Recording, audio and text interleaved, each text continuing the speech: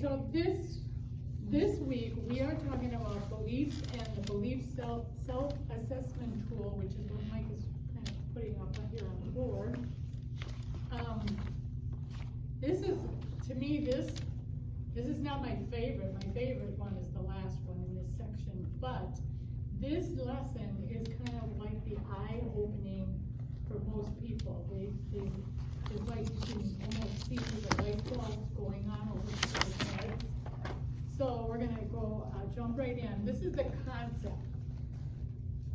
Based on the 4 basic needs that we talked about last week, and Mike is putting on the board, love, accomplishment, self-control, and self-esteem. Based on those 4 basic needs in life, we developed a belief system.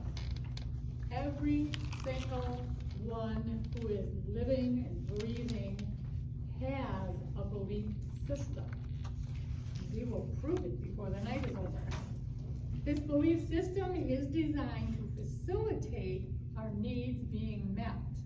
A belief, get this, you can underline it and highlight it.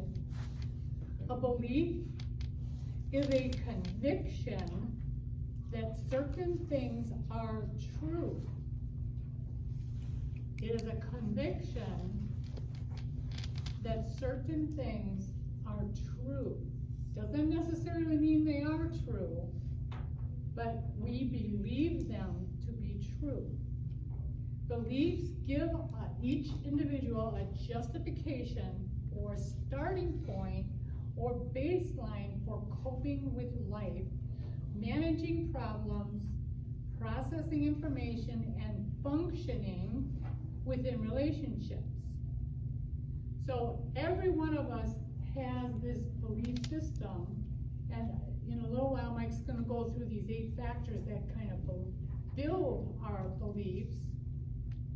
But we all have this system that we function in, and it will work for us individually, this system that we believe, but usually in relationships is where the problems start. For instance, Mike and I met in high school, and I knew very little about Mike. Mike came from Georgia. I was raised here in Wisconsin. The only thing I knew about Mike really was he was in my homeroom. He was an African-American kid, and I really didn't like him because he, is it okay if I talk about you? Sure. He did not dress well. He didn't take care of himself. He came from a very dysfunctional life, and my first thought of him was, yuck, I don't want to know you. He used to stand at the door and he would smack the girls on the rear end as they left, and I was like, oh, I don't want anything to do with you. Of course, when he tried to smack me, I smacked him back. Then he must have thought, whoa, that's the one I want. But anyway, a lot of times we would have completely differing belief systems when it came to raising our kids, handling finances, discipline, what we were going to eat. I mean, you name it. We had complete polar opposites in our belief system. Mike is going to go through these factors, which we're not going to have any room for, about our belief systems. But our belief systems, when our needs are not met the way that they should be, then we develop beliefs about that and coping strategies to deal with the needs that aren't being met. Okay, you have nothing to say about that one? Well, we call them coping strategies, but literally they're coping skills, because we practice them so much that we get very, very good at them. So they literally become skills to us. And whenever something comes into our life that threatens to disrupt our belief system, we go to one of our coping strategies, whichever one we think is gonna work the best. But literally coping strategies / skills is literally like rocking in a rocking chair and expecting to get somewhere. They really, they don't work as well as we think they do, but because there are coping strategies or skills, and they're personal to us, anyone who comes against them or tries to challenge them, normally we view them as a threat. You know, you're trying to take away the thing that works the best. In my life, the thing that I thought worked the best was getting angry. So Mike would do something that I thought was wrong in our relationship or with the kids or whatever. My first go-to was anger. That was my coping strategy. It wasn't enough to just tell Mike, hey, you know,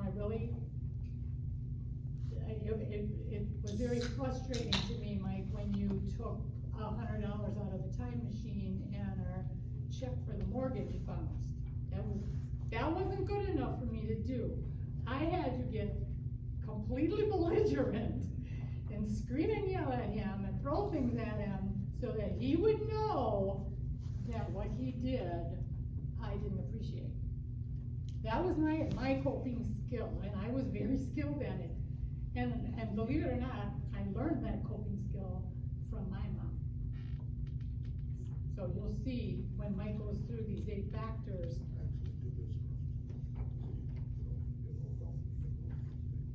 What, this? Can I finish this section? Sure. Okay. So that second paragraph there says, beliefs determine our focus and fuel our thinking process. Beliefs and thinking become intertwined and help to create our personality. And again, because they become so intertwined, it's really hard sometimes for us to acknowledge that they are negative coping strategies and they are hurting either ourselves or other people. Because they're so personal, because we've practiced them so long, is very, very challenging when someone comes against them for us to really admit and say, okay, you know, like Mike used to tell me all the time, you know, why are you getting so angry? This isn't helping our relationship. I wouldn't listen to him. That was just my go-to coping skill. So beliefs become evident by our actions and behavior. People only can see your behavior. It is essential to identify our needs, our beliefs about not getting those needs met, and how they were formed. We should be encouraged to challenge faulty beliefs for validity in an attempt to establish clarity and truth. So it wasn't until I started really looking at myself honestly and saying, Jackie, is what you're doing accomplishing what you want? When I finally started saying it to myself, I had to say, honestly, no. Because screaming and yelling at my husband and throwing things at him and getting crazy was driving him further away.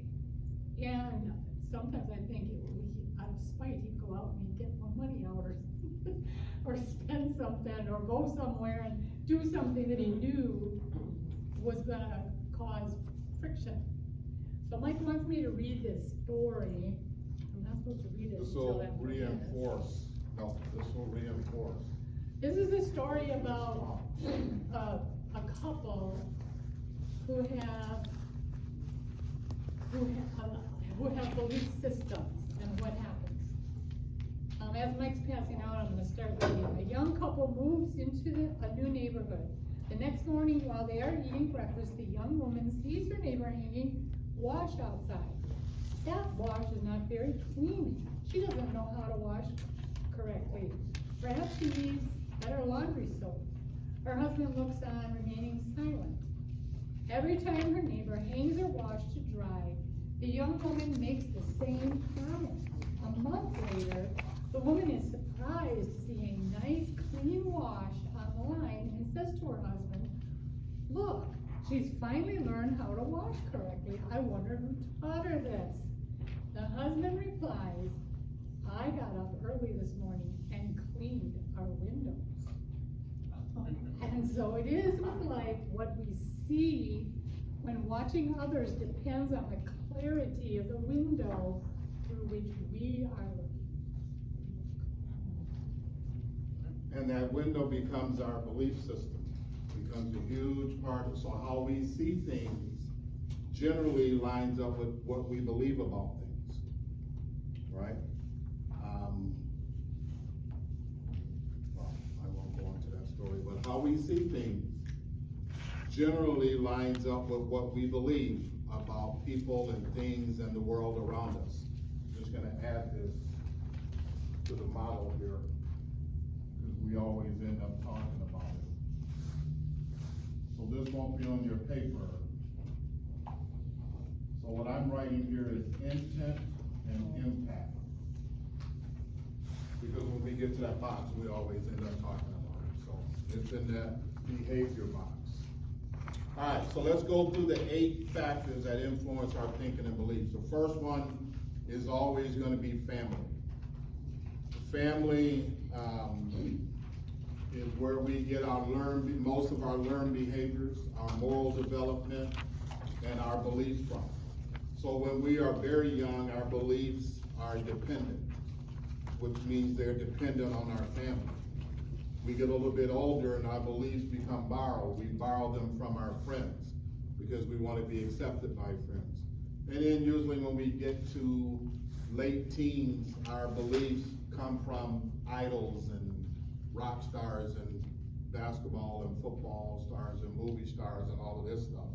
It's not really until we are adults, I would say somewhere between probably 23 to 27, that our beliefs start to become our own beliefs based on our life experience and education and what's going on. With guys, this frontal lobe up here that you can't see, but it's right here, is where our executive brain is, where we do reasoning and thinking. And for most guys, that thing doesn't close. It starts open, it doesn't fully close until about 27 years of age. That's why people will always say girls are more mature than boys.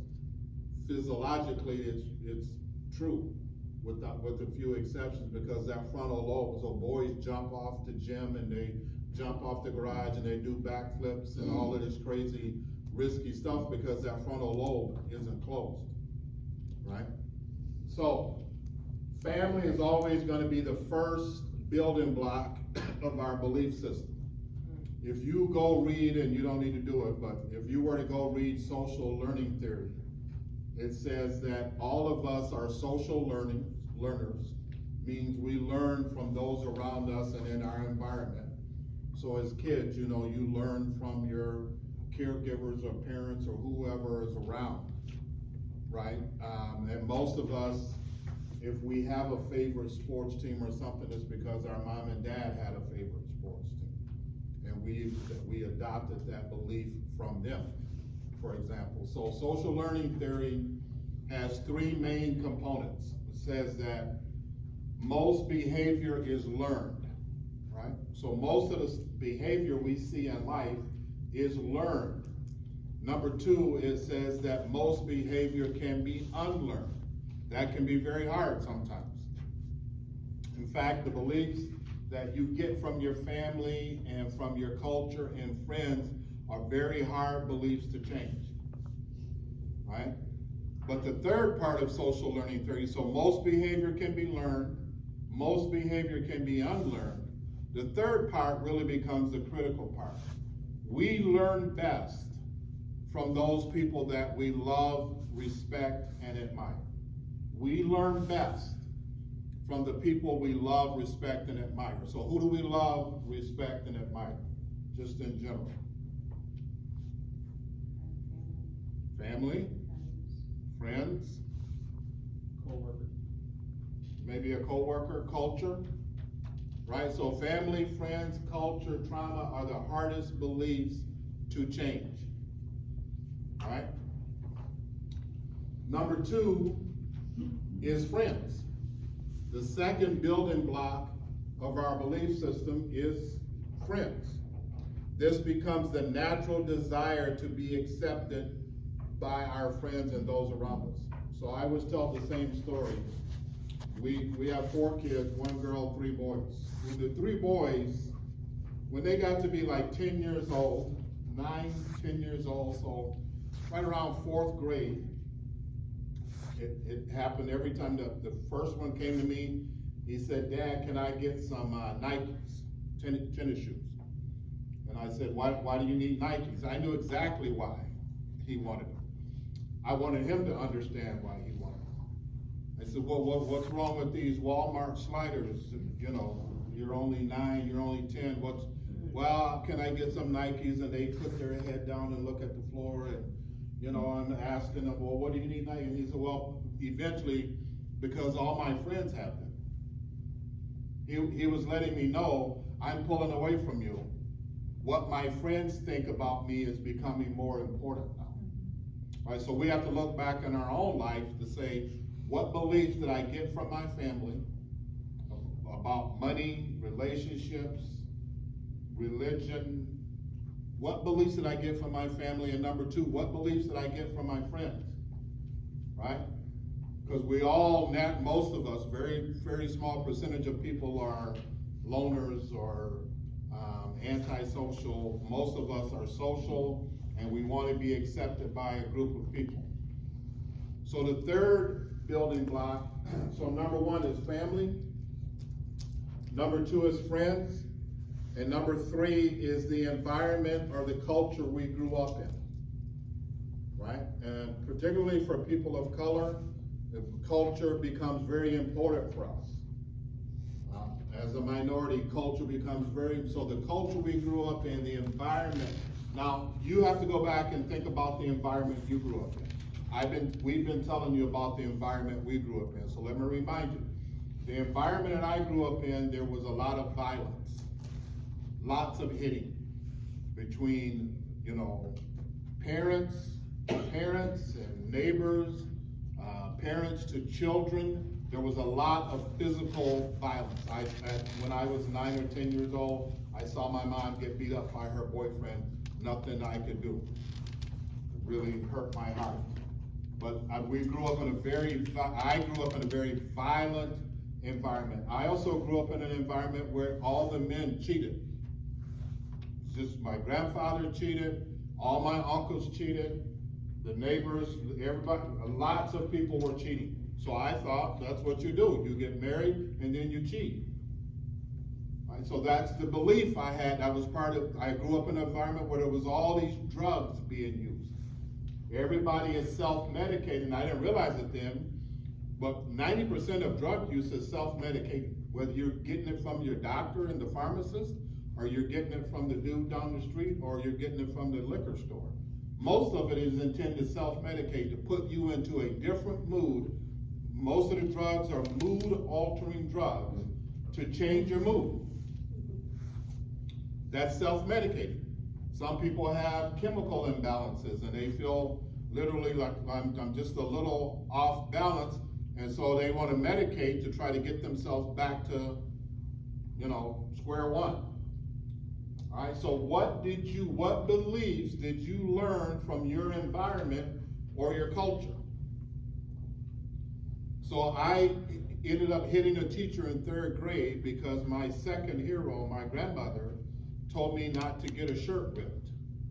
I think I shared that story with you guys, or maybe I did some training recently and shared that. But I almost hit a teacher again in, 11th or 12th grade at South Division because of the culture I grew up in. So my grandmother was very superstitious. She was a very loving person. She was a disciplinarian, but she was loving, but she was very superstitious. She always told us, never open an umbrella in a building, in a room, in a house, right? All right? So this is so funny when I look back. I'm in 11th or 12th grade, and I'm living on 17th and North. I take the bus all the way to South Division, and it was raining this day, and I grabbed an umbrella. I was smart enough to grab an umbrella. And so I had very little water on me. And then we got off the bus on 16th and Lapham, which is, a block and a half from the school. And we're running, and there's actually girls trying to get under my umbrella so they don't get their hair wet, and I'm goofing around. And as I come up to the door, there's an overhang on the building. There's a couple of teachers standing there with the door open. Come on. I mean, it was pouring. Come on, hurry up. They're trying to help us get in the building. And so I get to the overhang. I'm basically dry, and I lift my umbrella. I close it because my hero kicked in, the belief that I adopted from my hero: don't go into a building with an umbrella open. And so one of the teachers said, "Mike, that was stupid." And I loaded it up for the second time. And just so a friend of mine kind of stepped in front of me and gave me enough time, I ready to knock her out, because what I heard her say is, "Your grandmother is stupid." That was a belief I got from a valuable loved one, a significant, culturally significant person. Right? So what beliefs did you get from your environment and your culture? The environment and culture, the cumulative effect of the families and neighborhoods we grew up in. Number 4 is the media. And the media basically is reinforcing secular philosophies. Yeah, there's a few Christian TV stations out there or whatever, but most of the media just reinforces secular philosophy. Now, media is television, radio, internet, social media, newspaper, all of that is media. So I would advise you, before you pick stuff up and just read it or take stuff in, that you evaluate what you're about to read or you're about to hear. One of the beautiful things for me as a Christian is to come to this church, because I know Pastor Brooks and I know his lifestyle. I know that he lives right here in Oak Creek, and I know what he's preaching is coming right out of the Bible. Now, he's not perfect, but I know what he's preaching is coming out of the Bible. I don't know what the people on television are doing. I'm not saying they're all bad, but I don't know them. Right? That's why I don't get excited about football players who score a touchdown and they go like this. Some Christians say, "Oh, they're Christian." No, it could mean anything. Just because they're looking up doesn't mean that they're praising God. Right? So before you read stuff and hear stuff, I will often, if I'm going to read something and I don't know the author, I'll look them up, Google them. What is their political view? What is their worldview?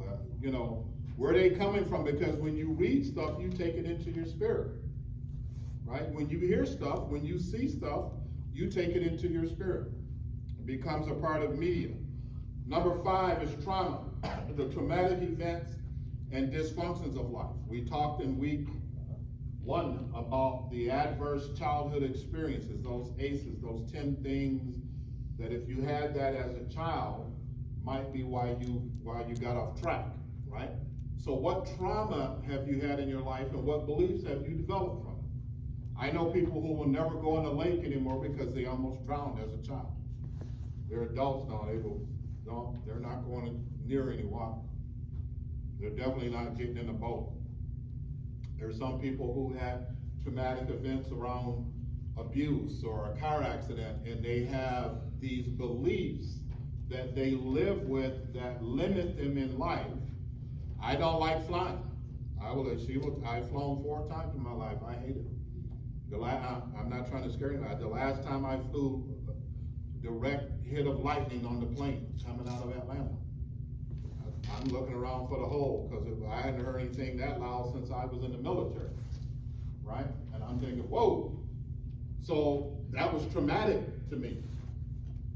What trauma are you living with right now? And most importantly, what beliefs have you developed from the trauma? School. School used to be in the top 3. Now it's in the bottom 3. School used to be in the top 3 30, 40 years ago. Now it's in the bottom 3. That shows how we devalue school. So what was your formative years like in school? Did you grow up in a family where education was valued and you had to do your homework? Maybe you had to do your homework before you went out to play and you had to get good grades and education was valued. Or did you grow up in a family where education didn't mean anything? If you went to school, fine. If you didn't go to school, fine. Or you were socially promoted. So my third grade teacher, I was socially promoted. I hit a teacher in third grade, and when the teachers would say, take out your homework, I'd flip my desk and I would slam stuff off of my desk, and the teachers were afraid of me. I'm not proud of that now. I'm sharing that with you to tell you something. I realized that if you did that, you didn't have to do your homework. And I got promoted to fourth grade. I was socially promoted. I'm sure the greatest day of my third grade teacher's life was the last day of school when she said to me, you're going to fourth grade. And both of us knew I wasn't ready for fourth grade, but she didn't want another year with me. I don't blame her. She's like, that's called social promotion. You don't do the work, you don't earn it. So what is your academic beliefs? Are you looking for things to be given to you, or are you looking to learn and be challenged? Right? Religion. Did you grow up with any kind of religious beliefs? Did your family believe in God? Did you go to church, mosque, temple, something? Or did you grow up in a family where they didn't believe in God, or everything that's wrong was blamed on God? What are your religious beliefs? Particularly as a child, what were your family's religious beliefs? Because you took something from that. And then the last one, experiences and consequences. Are you the type of person, particularly when you were younger, that experienced your consequences? Or did everybody rescue you? And you're the type of person that every time you do something wrong, you're looking for someone to save you.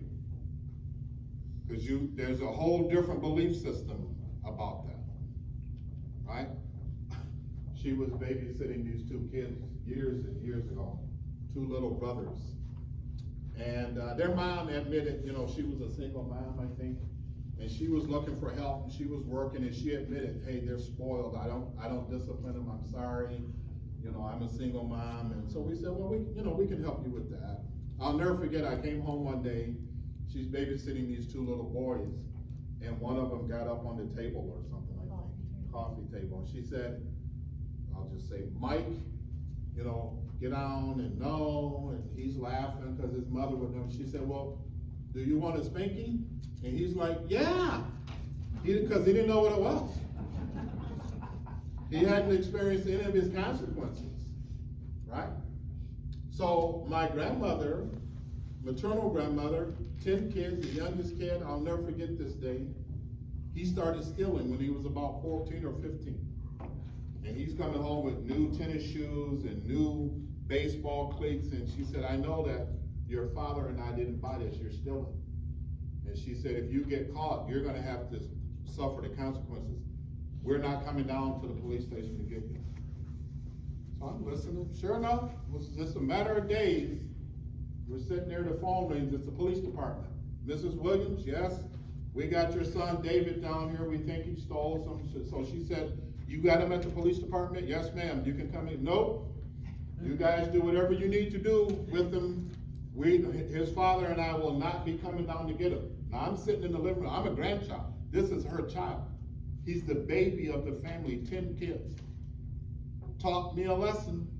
They did not go down there to get him. The police actually brought him home because they realized it's going to be far worse for you at home than being down here.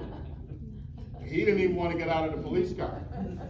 Right? He's sitting in the back seat because he knows it's about to be, pay the piper time. So are you a person that got away with things and you didn't experience any consequences, or were you held accountable because there's a whole belief system around that, right? Any questions or comments about that section?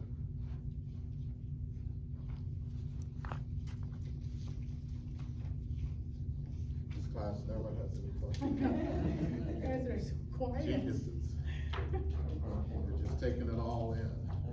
I think you scared them. Did I? Think a little more than that.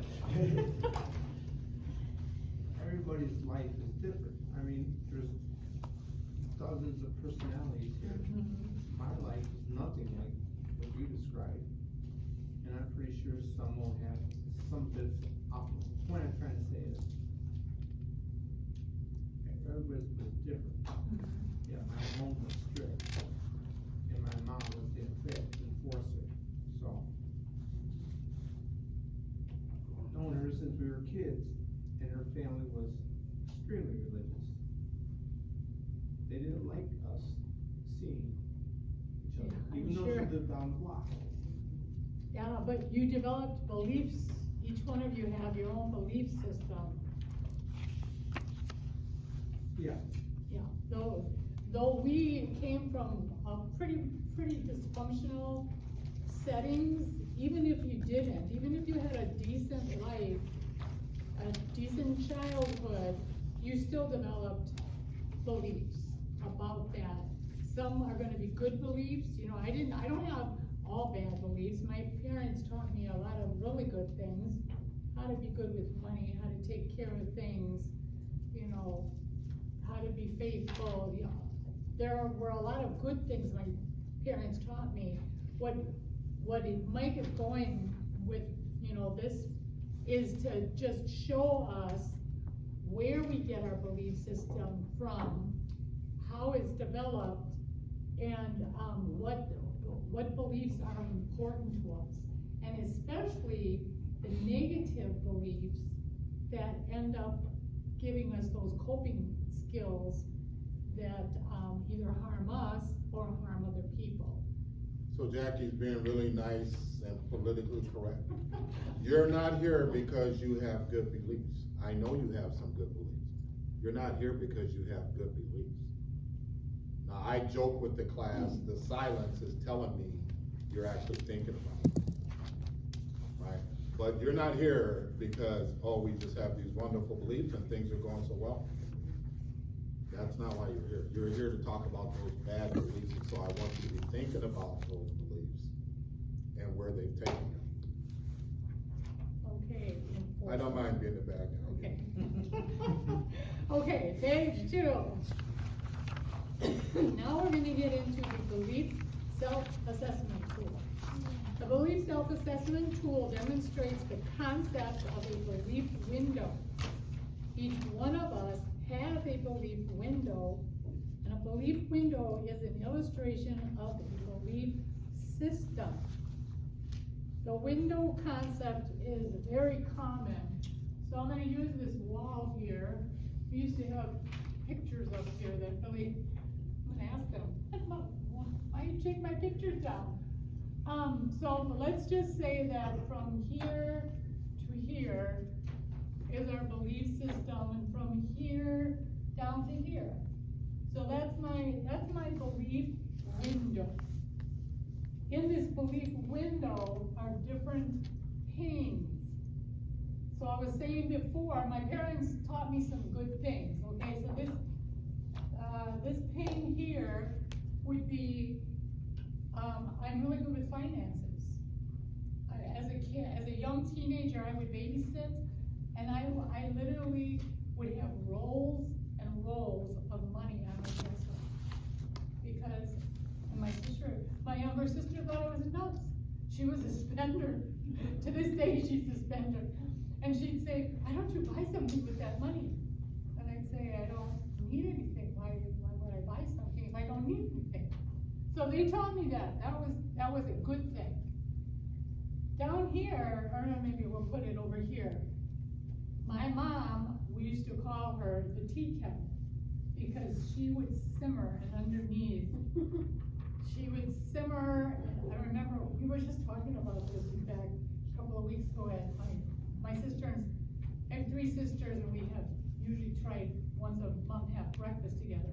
So we were talking about this tea kettle, and we were talking about all the times that we didn't know it, but she'd be simmering and simmering, and then all of a sudden, she would explode, and we would all go running, and we were talking about how she would throw things, and you see where I got that from? She would throw things. She threw a scrub brush at me once and boom, right across the face. Anyway, that is not a good belief. It is not a good belief to get angry and hysterically crazy and scream and yell at anyone. So the belief window, the concept of it is for us to look at each one of the beliefs that we've developed from those 8 factors: family, friends, school, media. We isn't gonna help anything. The only thing I would do is get defensive, and I'd say, who do you think you are? You're the one running out and spending all of our money on things, and it didn't go anywhere. It was just like this vicious circle, you know. He would try to point it out to me, I would get defensive, I would try to point things out to him, he would get defensive, and we would get nowhere. So the belief self-assessment tool is to look at that window, your window, look at your beliefs. What beliefs do I have about everything? And that's what ended up happening in our relationship. Is I got to this point where I started looking at my belief window and saying, ooh, you know what? First of all, I became a Christian. That was number one. I became a Christian. I started looking at that belief window, and I started literally measuring my behavior with the Word of God. And I realized my behavior was way off. I'm supposed to be slow to speak and quick to listen. And that was the first scripture God gave me. And slow to anger. And now I'm not saying it was easy. It's never easy. Change is never easy. It's going to require some effort. But I put it in my mind, and I said to myself, Lord, I need help. I need the strength to stop getting angry, to stop kicking into that coping skill. And He gave me the strength. And there were times He would still get up. He was getting ready to go out, whatever. I'd go in the bathroom, I'd go in the bedroom, I would start praying, I'd say, Lord, you know my heart, you know I don't want to act that way. And just doing that one thing changed. It was almost a ridiculous amount of change. Because He started, looking at me different, and He didn't have that excuse. I wasn't screaming and yelling and throwing things at him. So he couldn't use that as an excuse to leave. And I thought maybe he thought I was either lost the cheating or found someone else, lost my marbles or something.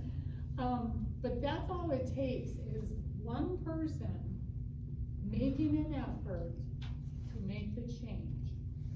It can affect your life more positively and those around you more positively. So Mike is going to go through this and kind of give you guys an example of how this belief self-assessment tool works.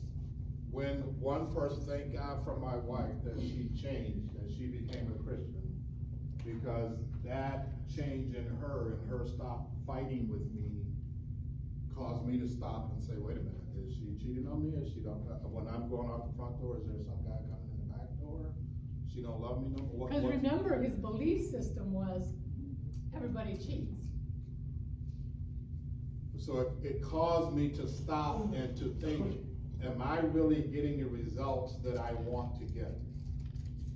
And the answer was no, right? So the day she kicked me out of the house, which she should have, when everything came to light, immediately,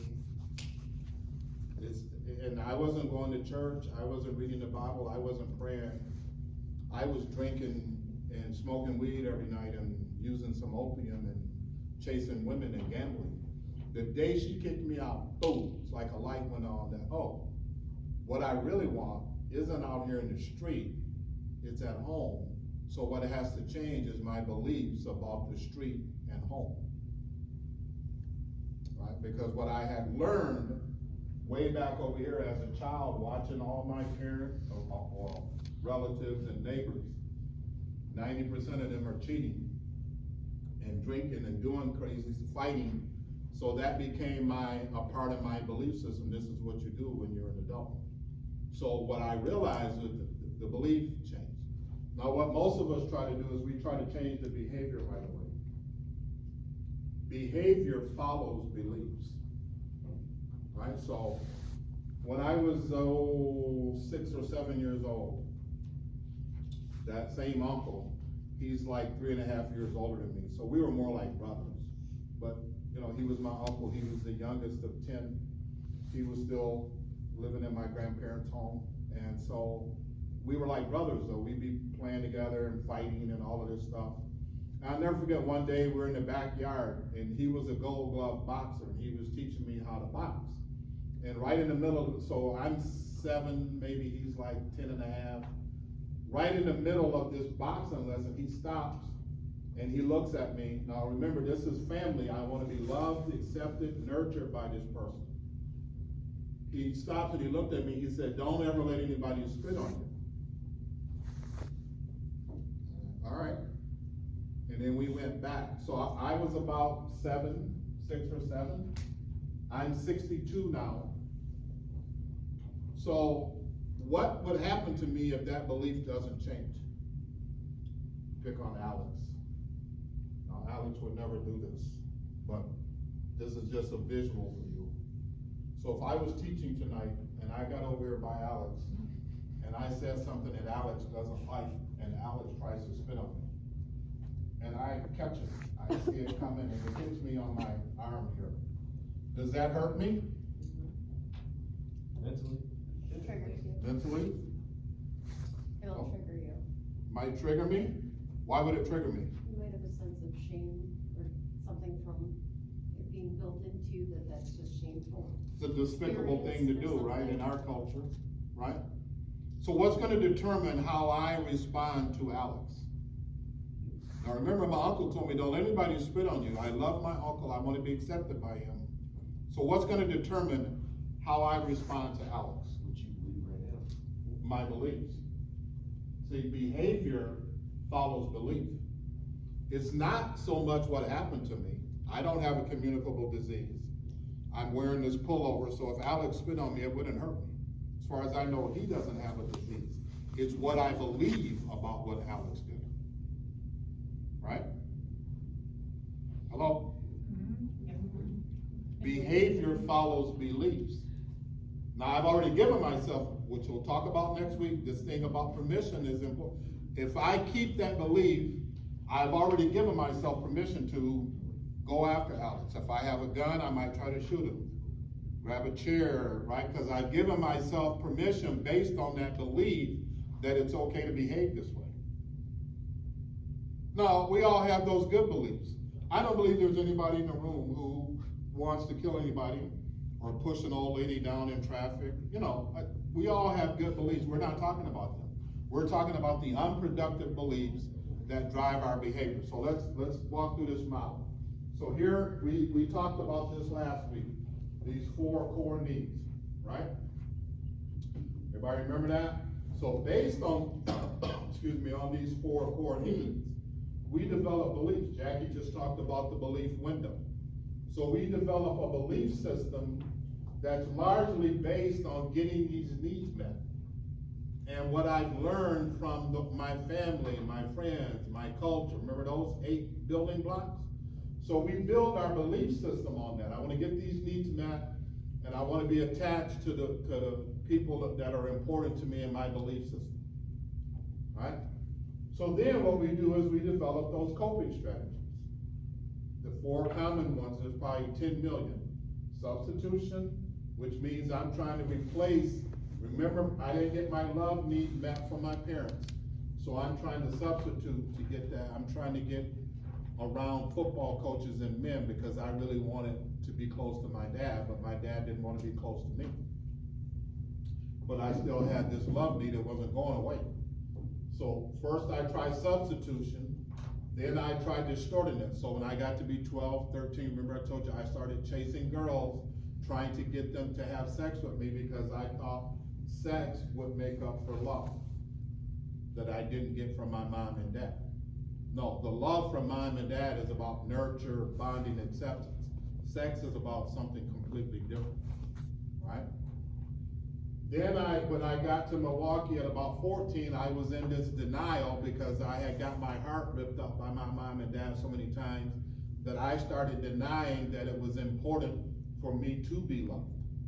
It's not important because in order for it to keep being important means I gotta be vulnerable. I gotta keep putting myself out there, and they both keep disappointing me. In fact, my dad had left when I was like 7. I never saw him again, right? So now I'm in denial because emotionally, I'm trying to lower the expectation that this need is ever gonna get met by my parents. It wasn't looking good. So emotionally, I'm building a wall, I'm in denial. And then shortly after that, and I'm hanging around with other guys that are in denial, I enter that rejection. Where I almost pushed her away. The legitimate attempts of people to try to meet my needs, teachers, Jackie, some of my relatives, I pushed them away, I rejected them because I was like that woodchuck. I was hurt and traumatized, and it was hard for me to tell who was trying to help me and who was really gonna hurt me based on what my parents had given. And those beliefs that I had that I was unlovable, everybody that gets close to me is gonna leave me, so I need to end these relationships on my terms. Remember all of that? All right, so then comes look at where behavior is. It's way over here. Behavior follows beliefs. Alex spitting on me doesn't hurt me. What I believe, so it's not what happens to us from the outside, it's what we believe about. God has blessed me, I'm enjoying my pension. I'm still working full time, but I started drawing my pension a couple months ago from the state of Wisconsin. Great pension, pays the mortgage and the taxes. But I wanna work, I'm only 62. Here's the point, I would have never gotten that pension if I hadn't changed my beliefs. I started working at Ethan Allen Boys School, which was a juvenile prison, when I was about 25. I was lifting weights, I could bench 225, I was strong, and plus, I used to like to fight. Do you know how many little white kids called me the N-word in 9.5 years? You know how many of those kids told me they were gonna go rape her when they got out? You know what I felt like doing? Come on, hello, you know what I felt like doing? All kinds of stuff, man. Yeah, I'm looking at this kid, and I was probably somewhere between 180 and 200 pounds, pretty musty, I'm lifting and playing ball. I felt like grabbing this kid and throwing him into a wall, or body slamming him. But I would have never got to the pension if I would have done that behavior, because that result would not have met my need or my family's. You know, how do you think she would respond? I come home, hey, I got fired. What do you mean you got fired? Well, this kid called me the N-word. This 12-year-old called me the N-word. I'm 25, I had to hit it. Right? So that's how we try to rationalize and justify our behavior. We know it sounds crazy, and so, well, let me work this up. I said that this 12-year-old, right? Because I'm trying to, the results I got now are not what I want. So the feedback I'm getting from her is, hey, it sounds like you got a need missing over here, right? So the behavior is the only visible part of this model. This is the only thing that people can see. My grandmother used to say that she was one of the smartest individuals. I mean, I think she made it through high school because she was born in 1918, so I'm not sure, born under Jim Crow, that she even made it through high school, but she was smart. And she used to say to me, actions speak louder. You guys just don't want to participate. I'm not gonna say a word. Actions speak louder than words. Intent and impact. When I start, she laughs, when I start counseling with someone, they immediately start telling me about their intent. They minimize the impact. If we meet for an hour, they're gonna talk 50 minutes about their intent and maybe a few minutes about the impact. They're gonna spend a lot of time rationalizing and justifying, which is called case building, right? So I had this guy one Saturday, I didn't know him. He heard about the program, this was several years ago. He heard about the program and somebody told him, oh, you need to talk to Mike. He was having marital problems. Really, he was trying to control his wife. So he got a hold of me, we just gotta meet, I need, all right, so we met on a Saturday, right up here at, Melrose. And I'm not kidding, walked in on Saturday afternoon, we go sit down, we both order a bowl of soup. So I start eating my soup, he starts talking. In fact, he was talking before the soup came. So I thought, oh, here we go. This gives me some chance to practice my listening skills. To be a good counselor, you have to listen. This guy was gonna give it to me. He started talking, the waitress brought the soup, I started eating he started, this guy, I'm not kidding you, talked for 50 minutes straight. And then he said to me, you agree with me, right? And I said, absolutely not. You're trying to control your wife, blah, blah, blah. And he, what? Now, his belief was women were still property because his wife was from Russia. They have, what do you call those married? He got her to come over here, they got married, and he thought he was gonna control her. And when she got to America, he said, hey, this ain't Russia, I'm free. Right? He's like, no, I want a slave. His belief was, you're gonna meet all my needs and do everything I want you to do. So his behavior toward her was not good. Therefore, he was not getting the results he needed or he wanted. But he kept talking about his intent. Now just listen to you, think about your conversations.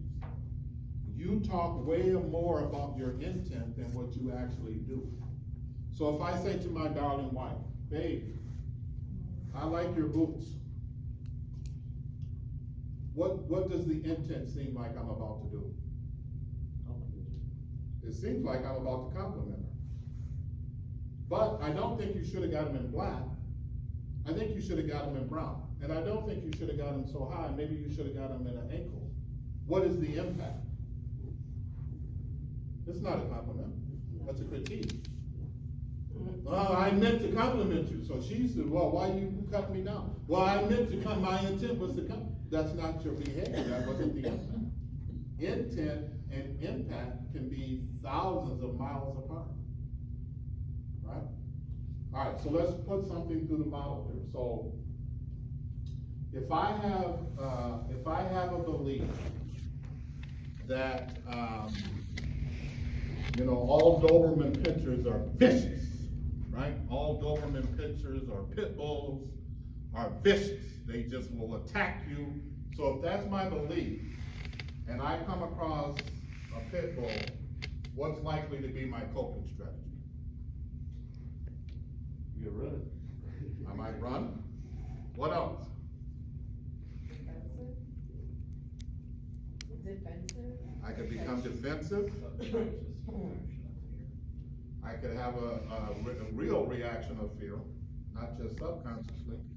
I could hurt the dog, right? If I'm a concealed carry person or something, I could pull out my gun, boom, boom, boom, boom, boom. And the owner's like, what are you doing? You killed my dog. Whoa, they're all vicious. That's my belief. They're all vicious, right? So then my behavior is not gonna meet my need over time because now I gotta go talk to the DA. You killed an animal that didn't attack you. Does everybody understand? Do we need to walk that one through again? So I have a need to be safe. My belief is Doberman pinschers or pit bulls are all vicious. So the way I'm gonna cope with that is I'm gonna attack, I might run that fight, flight, or freeze. Neither are gonna really meet my needs, right? And my behavior is probably not gonna line up with what's productive and my results. And so just ask yourself, look at the results you're getting in your relationships and wherever it is you're having problems. Just take a minute and think about Are the results of my behavior meet my needs over time? See, this is when I should have my Diet Coke, because I could take a drink from now. I have a quick comment. It's interesting that you would choose that, example, because it's funny, just in real life, not too terribly long ago, this elderly gentleman had a really young girl go into the wrong driveway, and he shot and killed her. And I think she was 22 years old, because he was in that house, and he thought he was being attacked by someone. And his belief was, I have the right to protect myself and And my he property. does. That's happened several times. Does this make sense to you? Let's put another one through here. So if I have a need, I love her spaghetti. She makes this meat sauce that is just out of this world. So I'm trying to get her to make spaghetti all the time. Now, it's not really a need, it's probably more of a desire or a want, but let's call it a need for this example. So I have a need for spaghetti. Spaghetti from Jackie tells me that she loves me. That's my belief, right? So my belief is Jackie ought to make me spaghetti to keep proving to me that she loves me. And what I'm gonna do, the way I'm gonna cope with this is I'm gonna try to condition Jackie to make spaghetti so that she can prove that she loves me. When Jackie don't make spaghetti, what's the behavior likely to be? Negative. Probably gonna be negative, right? She's not gonna take the garbage out for me, that's for sure. And I'm not gonna put no gas in her car. You go get the gas yourself, right? And then we live in a little 3-bedroom ranch, nice little house, but it's small, and so we don't fight a lot, but we're human. Every now and then we get into it. And one of the first things we do is we give each other the cold shoulder. So in a small house, you're walking through the hallway. It's always funny trying to get in there. Do I go to bed or do I sleep on the couch and really teach her a lesson? Yeah, that shoulder. I slept on the couch. Never. The results of your behavior meeting your needs over time. Now, we're joking a little bit here, but I want you to think about this is the magic question. You don't need as much counseling as you think you do. You need to understand, where did I get these beliefs? How old was I? Are they productive? Are they moral? Are they effective? Are they ineffective? If I keep walking down the same street, falling in the same hole, is that gonna meet my needs over time? And the answer is no. So something has to change, and what has to change is your beliefs. This part of the model has to change. Because when I started working at Ethan Allen School, I was only a Christian for a few years, and when that first kid called me the N-word, this little white kid, I was ready to load it up. Thank God he said to me, hey, you're gonna let this 12-year-old kid control you with his words? Yeah, but he called me the N-word. That's a biggie. Yeah, but you're a grown man. You have a wife and 4 kids to support. So my beliefs had to change so that my behavior could change. When my beliefs, I knew I wasn't the N-word. Why would I believe a 12-year-old? He had less life experience, less education. He's 12, right? So when my beliefs about that changed, my behavior changed.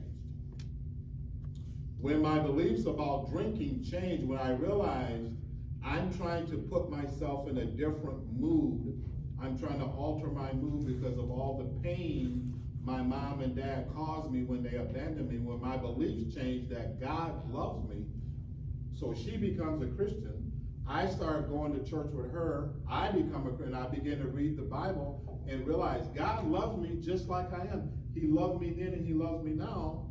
Then that belief changed that, no, I'm not unlovable, I am lovable.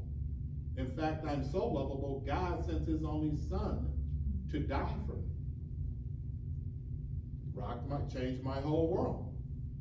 Now, I didn't become prideful, but that self-esteem became really good. It became a God esteem because I began to realize what God gave up for me to prove that he loved me. And that he had gave me a wife that I wasn't fully allowing to love me. And yet she has stuck with me through all of it. So when that belief about drinking, smoking weed, using opium, cheating, when that changed, my behavior changed. People come to me as a counselor and they skip all and they go right here, hey, I need to change my behavior. So I had to go back. We need to talk about this, but we definitely need to talk about what is your belief about doing this thing. So your behaviors are following your beliefs. You have to go back and examine your beliefs. Now I know not everybody in here is, but if you're a Christian, you need to take the Bible and get those verses that talk about how I should behave, what I should believe, and line them up with your beliefs. You put it over the Bible, and what doesn't belong there, it needs to get out of your life. If you're not a Christian, you should just be asking yourself, the results of my behavior and meeting my needs. I keep doing the same thing. You know what that's called? Insanity. It's the technical definition of insanity. So if I have a headache, and my way of getting rid of the headache is bam, bam, I'm gonna beat my head against the wall, guess what? The headache isn't going away. She always has that great saying, when you are hung up on somebody else, you're letting them rent space in your mind. It's like drinking poison and thinking it's gonna hurt them. I'm not gonna talk to them, I'm not gonna be nice, I'm not gonna send them a Christmas card, I'm not gonna talk, and it's like you're drinking poison thinking it's gonna hurt that other person. You can only control you. What's in your belief system? All right. Oh my gosh, we're out of time. Yeah, the You've third never- page, they can do it on their own. You can read page 3 on your own, just 7 statements. All right, any questions or comments about tonight?